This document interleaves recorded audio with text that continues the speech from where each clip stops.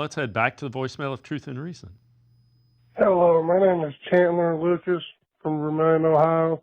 I would like to know why Cleveland thought it was a good idea to only trade Amari Cooper for a third. If we're going to blow the team up, you might as well trade Myles Garrett and everybody else. I mean, go back to pretty much expansion team at this point and try to rebuild them the next couple of years. Honestly, I think that'd be the best idea. Trade for what you got and run Watson's contract out if possible. I appreciate it, and tell me what you think about that. Thank you.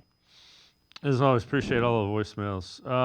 Tim, the reason they traded Amari Cooper, traded him, they gave up a 5th-round pick. They got a 3rd-round pick. Wasn't productive. 1-5. That's probably decent value for him. I can't imagine them trading Myles Garrett unless Myles Garrett kind of wants to be traded. If Myles Garrett goes in and says, I don't want to go through a rebuild, they might think about it. Yeah, I think where the Browns are in right now is in an extremely difficult spot.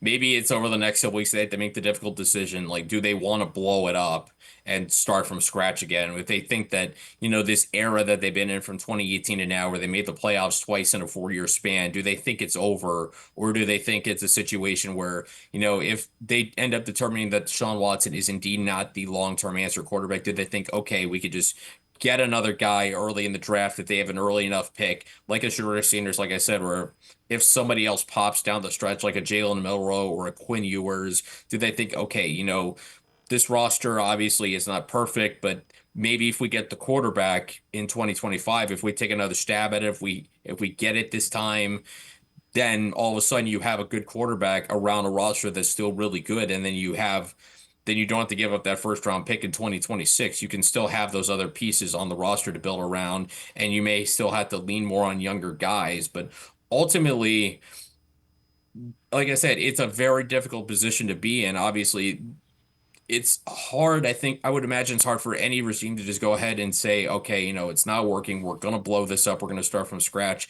Because, again, the Browns just went through this. I know it's been 6 years since they picked first overall in 2018. I know it feels like a long time ago, but at the same time, in some ways, for Browns fans, they're kind of used to it in some ways. So it's the tough questions you have to ask as a front office.